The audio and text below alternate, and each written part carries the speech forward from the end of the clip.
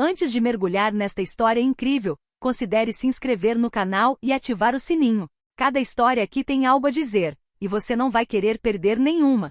Seu filho adotivo a expulsou. Sem saber que ela estava escondendo 9,5 milhões de dólares. Margaret Williams era uma mulher de 78 anos de rara gentileza, com uma voz suave e gestos comedidos. Ex-professora de literatura em uma escola pública de Michigan, ela havia dedicado mais de 40 anos a despertar a mente dos jovens, incutindo neles não apenas o amor pelas palavras, mas também os valores da empatia, da paciência e da coragem silenciosa. Ela nunca fora o tipo de professora que levantava a voz. Pelo contrário, sua mera presença bastava para inspirar respeito. Ela vivia discretamente, quase em segundo plano, mas aqueles que tiveram a sorte de cruzar seu caminho sempre se lembravam dela com uma espécie de gratidão silenciosa.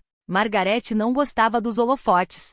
Preferia os corredores silenciosos das bibliotecas às salas de recepção, atos discretos a promessas exageradas. Muitas vezes ajudava nas sombras, um envelope passado anonimamente pela caixa de correio para uma família em dificuldades, livros comprados para um aluno com dificuldades, horas dedicadas a ajudar crianças imigrantes a aprender inglês depois da escola. Seu marido, Thomas Williams, também era um homem discreto, mas brilhante. Engenheiro brilhante, ele havia desenvolvido diversos sistemas de filtragem industrial ecologicamente corretos, amplamente utilizados hoje em grandes linhas de produção de alimentos e zonas de desastre. Ele não buscava reconhecimento público e, de bom grado, deixava que outros levassem o crédito. Quando Thomas morreu de ataque cardíaco 20 anos antes, Margaret não demonstrou. Ela simplesmente voltou ao seu negócio, ainda mais discretamente. Poucas pessoas sabiam que Thomas havia deixado uma fortuna colossal. Graças a investimentos astutos, patentes registradas internacionalmente e uma parceria com uma empresa suíça, Margaret se tornou multimilionária da noite para o dia. Mas ela nunca mudou seu estilo de vida. Ela ainda morava na pequena casa térrea, de cor clara, ao norte de Grand Rapids, em um bairro tranquilo, ladeado por bordos vermelhos. Seu carro, um Ford Tempo azul de 1991, ainda funcionava bem. Ela costurava e tricotava seus próprios cachecóis, fazia suas próprias conservas e sempre carregava um maço de lenços bordados no bolso. Seu único luxo visível? Uma grande estante repleta de livros antigos, muitos doados por seus antigos alunos, e uma poltrona de couro surrada perto da janela, onde passava horas lendo, com as mãos entrelaçadas no colo, no silêncio acolhedor da tarde. Mas o que Margaret mais prezava não eram seus bens nem suas memórias, era Ethan. Ela o adotou quando ele tinha apenas 6 anos. Era uma criança destruída com um olhar feroz, acolhido pelos serviços sociais após vários lares adotivos fracassados. Sua mãe biológica era uma viciada em drogas ausente, e seus primeiros anos foram repletos de gritos, negligência, fome e medo. Na primeira vez que pôs os pés na casa dela, Ethan mal falou. Roubou uma caixa de biscoitos na primeira noite e dormiu de sapatos, pronto para fugir a qualquer momento. Margaret não se ofendeu. Ela simplesmente deixou a porta entreaberta todas as noites para que ele visse que podia sair, ou ficar. Aos poucos, com paciência, histórias para dormir, refeições em silêncio e abraços leves, porém regulares, ela aprenderá a reconstruir aquele pequeno ser ferido. Ela nunca pedirá para ele dizer mamãe. Ele fizera isso sozinho, certa manhã, entregando-lhe uma maçã com um sorriso tímido. Ela chorara o dia todo sem que ele percebesse. Ela lhe dera uma infância estável, uma educação sólida, estudos, ternura e um modelo de bondade. Ela o apoiara em todas as fases da vida, seus fracassos acadêmicos, seus primeiros amores, suas dúvidas profissionais, sempre presente, sempre paciente. Com o tempo, Ethan se tornará um jovem inteligente e ambicioso, mas também cada vez mais distante. À medida que envelhecia, parecia esquecer de onde vinha, como se o amor e a estabilidade que receberá estivessem se tornando o que lhe era devido. Margaret não disse nada. Observava o filho crescer até se tornar adulto com orgulho, mas também com uma ponta de preocupação, pois em seus olhos ela às vezes lia uma sombra que não reconhecia mais, a da ingratidão. E ainda assim, ela continuou a amá-lo tanto quanto no primeiro dia. Ethan Williams, agora com 35 anos, levava uma vida que muitos chamariam de estável, até mesmo invejável. Formado em comunicação, ele tinha um emprego bem remunerado em uma agência de marketing digital em Detroit, gerenciando campanhas publicitárias para marcas de roupas e tecnologia. Usava camisas justas, dirigia um Tesla alugado e falava sobre branding emocional e estratégia algorítmica, como se tivesse inventado o conceito. Mas por trás desse verniz profissional, Algo havia se desgastado dentro dele. Ele ligava para Margaret cada vez menos e quando o fazia, era automaticamente entre as reuniões do Zoom, com um tom seco e expedito. Ele não fazia mais perguntas sobre sua saúde, suas leituras ou seu dia. Não era malícia, não. Era mais uma forma de indiferença inconsciente e estabelecida. Ethan havia lentamente se inserido em um mundo onde o sucesso era medido em curtidas, relógios suíços e número de seguidores no LinkedIn. E então um dia ele conheceu Jessica Monroe. Jessica era tudo o que Margaret não era, espalhafatosa, elegante, exigente sempre à mostra. Filha de um investidor fracassado e ex-participante de um concurso de beleza local, ela aprenderá a seduzir na adolescência. Sabia ler as brechas, farejar as subidas e se infiltrar na vida de um homem como um veneno lento e perfumado. Ela rapidamente percebeu que Margaret era um obstáculo. Aquela senhora idosa sem maquiagem, que lia romances de Steinbeck numa poltrona surrada e servia pratos excessivamente simples, não era compatível com seu sonho de uma casa de grife e jantares com casais influentes e uma vida na alta sociedade. Mas Jessica foi inteligente. Ela não sugeriu o despejo imediatamente. Não. Ela foi gentil, educada e compassiva. Ela se ofereceu para ajudar Margaret a cozinhar. Falou sobre cuidar dela, ajudá-la a organizar suas coisas. E o mais importante, ela estabeleceu, lenta mas seguramente, uma distância emocional entre Ethan e sua mãe. Sabe, ela sussurrou para ele uma noite, sua mãe tinha a vida dela. É normal que ela esteja deixando você construir a sua agora. Você não acha que merece um pouco mais de espaço, um pouco de independência? Não é egoísmo, Ethan. É só a vida. Ethan não era um monstro. Ele não odiava a mãe. Mas por meio dessas palavras suavemente sussurradas e gestos calculados, ele começou a duvidar dos próprios sentimentos. Começou a ver Margaret como um fardo, um obstáculo, uma anomalia em seu novo estilo de vida. E foi assim que uma noite na cozinha ainda banhada pelo perfume de jasmim, enquanto Margaret despejava água fervente em um bule inglês rachado que ela usava há 30 anos, Ethan entrou. Ele estava nervoso, mas determinado. Jessica estava sentada na sala, de pernas cruzadas, uma taça de vinho branco na mão, fingindo ler uma revista de decoração. Margaret olhou para cima com ternura. Quero uma xícara, querida. Mas ele desviou o olhar. Escuta, mãe. A Jessica e eu precisamos de um pouco de privacidade. Está ficando complicado com você aqui. Tem uma casa de repouso a 2 quarteirões daqui. Você poderia ficar confortável lá. É moderno e seguro. Você ficaria melhor lá, na verdade. O silêncio que se seguiu foi ensurdecedor. Margaret olhou fixamente para o filho. Ela não tremeu. Ela não chorou. Mas ela sentiu seu coração lentamente se dividir em dois, como um velho galho sendo cruelmente dobrado. Ela sabia o que aquilo significava. Ele não ligou mais para ela. Mãe mais mãe, como se chama um conhecido que se está tentando controlar. Não havia mais amor em sua voz. Só constrangimento. Cansaço. Então ela largou o bule, limpou a alça com um pano, endireitou-se e disse calmamente. Tudo bem, Ethan. Se é isso que você quer, eu parto amanhã de manhã. Ela então saiu da sala com a cabeça erguida e o passo lento, mas seguro. Jessica sorriu atrás de sua revista, como se o mundo finalmente fosse ficar bem novamente. Mas o que ela não sabia, o que nem ela nem Ethan sabiam, era que Margaret Williams era muito mais do que uma velha silenciosa. E eles tinham acabado de fechar a porta para 9,5 milhões de dólares. Na manhã seguinte, o sol mal entrava pelas cortinas quando Margaret Williams fechou silenciosamente a porta da frente de sua casa. Ela carregava uma mala antiga de couro marrom, desfiada nas bordas, e uma pequena bolsa apertada contra o peito. Sem palavras, sem despedidas, sem lágrimas. Suas costas estavam eretas, dignas, embora seu coração estivesse pesado. Cada passo na calçada de paralelepípedo soava como uma fratura silenciosa. Na sala de estar atrás dela, Jessica ria de um reality show com um smoothie na mão. Ethan não tinha se levantado. Ele não a tinha visto sair. Margaret entrou sozinha no táxi que havia reservado no dia anterior. O motorista, um jovem de voz suave, tentou sorrir. E a senhora vai sair de férias? Ela assentiu, com os olhos fixos na distância. Não, estou indo para casa. Seu lar de agora em diante seria um quarto pequeno e iluminado ao lado do St. Mary's Compassion Center, um modesto convento no coração de Grand Rapids, que ela conhecia bem, tendo trabalhado lá como voluntária por quase 15 anos. Quando as irmãs a viram entrar pela porta com a mala na mão, compreenderam imediatamente. Irmã Grace, uma mulher de 60 e poucos anos, com um olhar gentil e mãos sempre cheias de farinha ou ervas medicinais, beijou-a ternamente.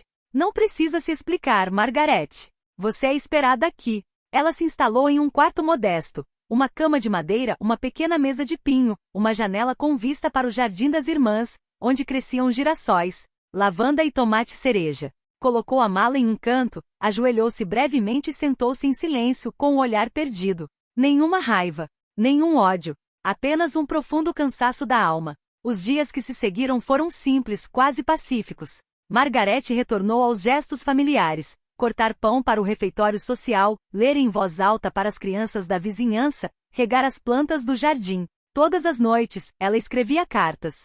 Para quem? Ninguém sabia. Talvez para Thomas.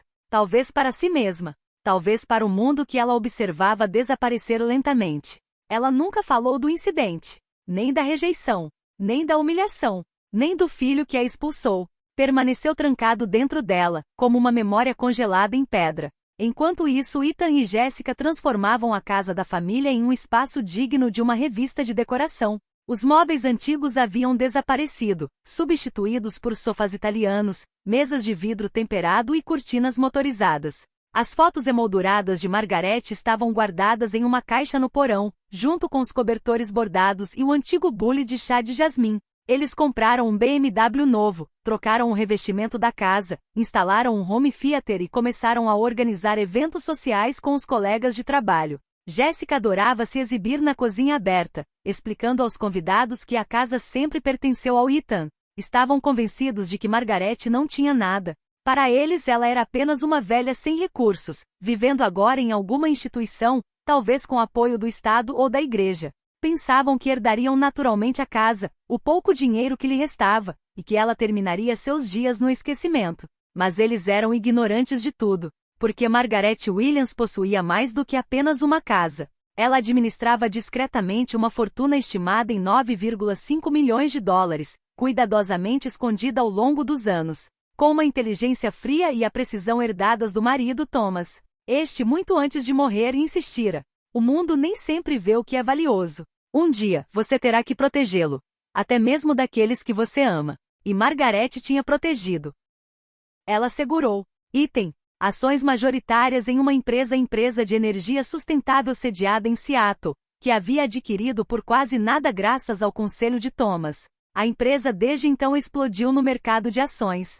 Item. 2 propriedades, uma em Vermont, um antigo chalé transformado em residência de férias e outro na Carolina do Norte, discretamente alugado para artistas residentes. Item. Uma conta offshore foi aberta em seu nome em Ilhas Cayman, contendo mais de 3,2 milhões de dólares. Item. E o mais importante, um cofre no Jefferson e Bank Co. que Thomas colocou em seu nome, contendo barras de ouro e certificados de títulos do governo adormecido por mais de 20 anos. Nada dessa riqueza fora revelado a Ethan, não por mesquinharia, mas por profunda convicção. Margaret acreditava que o dinheiro, se não acompanhado de um coração bondoso e generoso, se tornava veneno. Ela esperava que o filho permanecesse fiel aos seus valores, que soubesse mesmo em sua zona de conforto como honrar a ternura da infância. Ela queria acreditar que ele seria o homem íntegro e atencioso que ela tentará moldar, dia após dia, livro após livro, refeição após refeição. Mas ele falhou. E agora ela sabia o que tinha que fazer, não por vingança, mas para dar sentido ao seu silêncio. 2 anos se passaram desde o dia em que Margaret Williams deixou sua casa com uma mala na mão e o coração ferido. O tempo não apagou nada, apenas enfraqueceu seu corpo, lenta e insidiosamente. O diagnóstico veio em uma manhã de outono: câncer de pâncreas metastático. O médico, um homem delicado, falou com cautela, mas Margaret entendeu imediatamente. Ela sentiu calmamente e voltou ao centro de compaixão St. Mary sem dizer uma palavra. Ela não chorou. Ela não desabou. Ela sabia que sua hora estava se aproximando. Mas antes de partir, ela tinha uma última coisa a fazer. Uma última escolha a fazer. Um ato que determinaria o que seu nome deixaria no mundo. Sentada em seu quarto, com um raio de luz incidindo sobre suas mãos enrugadas, ela escreveu várias páginas à mão. Leu-as 3 vezes, dobrou-as cuidadosamente e selou-as em um envelope. Em seguida pediu à irmã Grace que ligasse para seu advogado de longa data, Daniel Brooks, um homem de confiança, rigoroso e leal que conhecia Margaret há mais de 30 anos. No dia seguinte, Mestre Brooks chegou ao convento, vestido sobriamente e carregando uma maleta. Cumprimentou as irmãs respeitosamente e sentou-se em frente a Margarete, visivelmente comovido com sua fragilidade.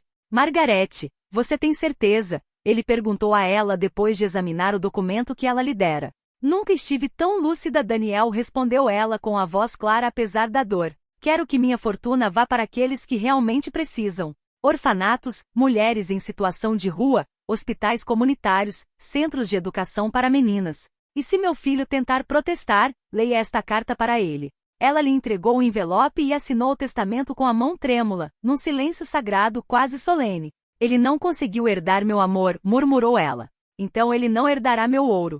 Algumas semanas depois, Margarete morreu em paz em seu quarto, cercada pelas irmãs, embalada pelo som de um concerto de Chopin tocando em um velho tocador de CD. Uma vela perfumada queimava suavemente em sua mesa de cabeceira, e um xale tricotado à mão cobria seus ombros. Irmã Grace, chorando, segurava sua mão.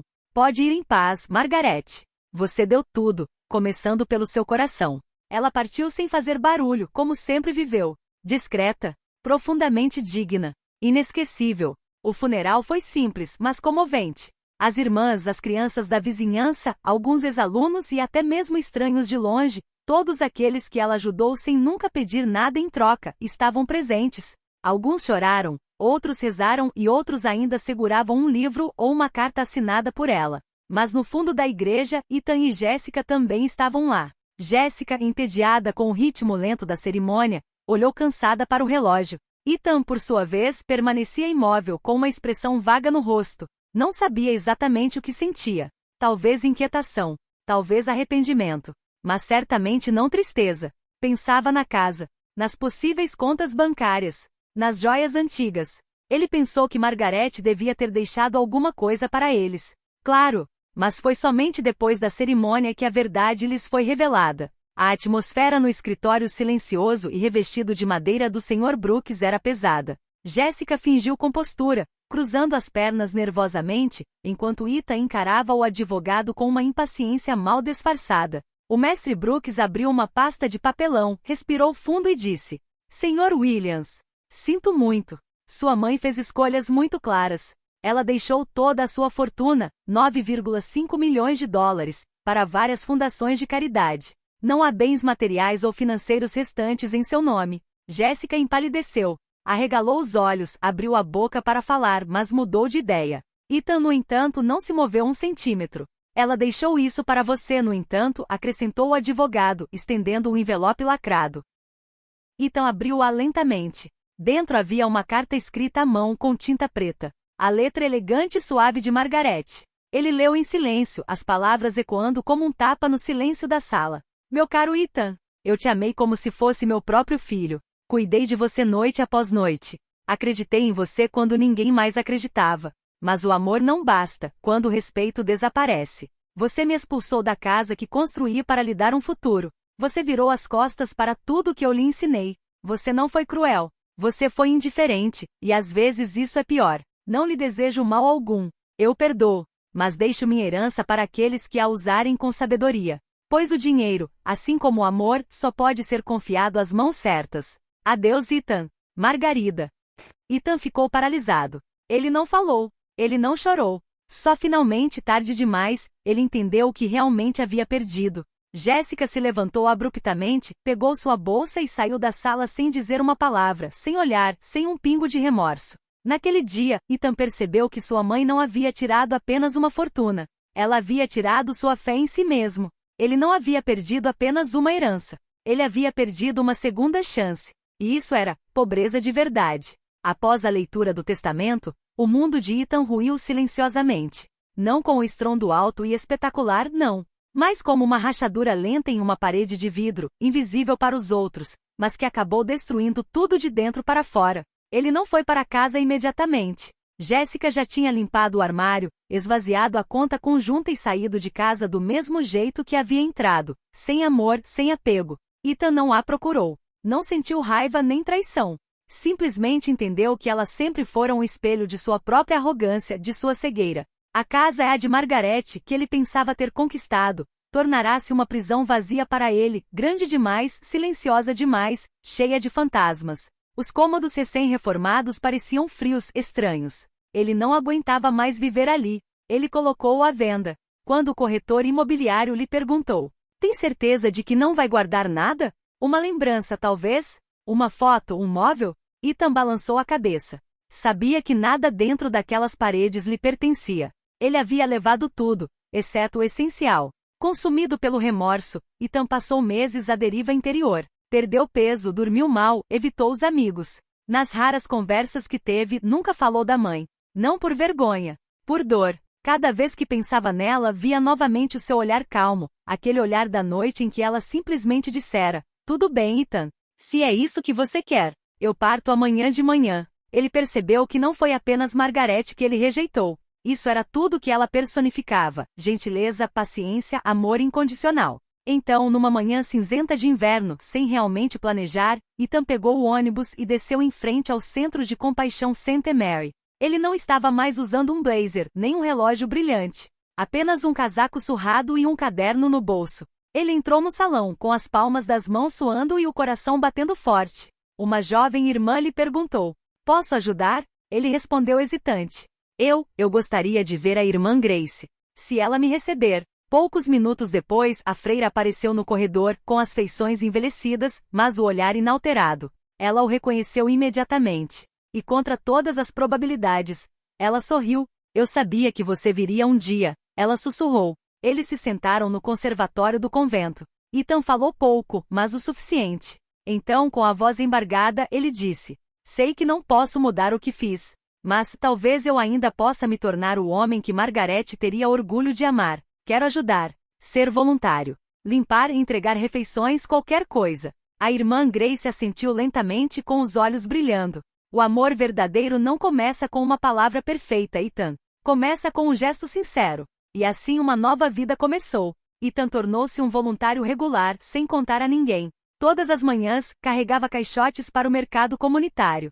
Servia refeições quentes para moradores de rua e ajudava crianças com a lição de casa em um quartinho perto da capela. Mantinha-se discreto. Não esperava agradecimentos nem perdão. Mas gradualmente o peso em seu peito foi diminuindo. Ele se viu rindo com uma garotinha que gaguejava, ouvindo um velho contar suas memórias, costurando um casaco com um buraco. Ele não buscava mais admiração, buscava reparação.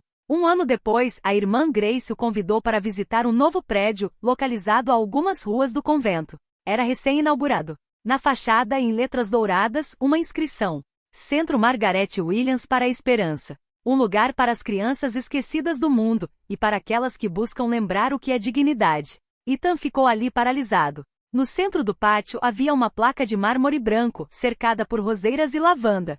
Ela foi rejeitada por quem amava, mas ofereceu seu coração a milhares de crianças esquecidas. Margaret Williams, de 1945 a 2023. Uma mãe, uma guia, uma luz. Ethan sentiu as lágrimas brotando. Ele não as escondeu. Desde aquele dia, todo ano, no aniversário de sua morte, ele retorna. Ele coloca um buquê de peonias brancas, as flores favoritas de Margaret, que ele mesmo aprendeu a cultivar. Ele fica ali por alguns minutos, sem falar. Às vezes, fecha os olhos. Às vezes, sussurra uma oração. E então, silenciosamente, ele sai novamente. Ele não tem fortuna. Ele não possui mais uma casa. Mas ele busca herdar outra coisa. De um modelo. De força gentil. De gentileza exigente. O nome dele é Ethan Williams. E ele não herdou um império. Mas todos os dias ele tenta herdar o coração de Margaret.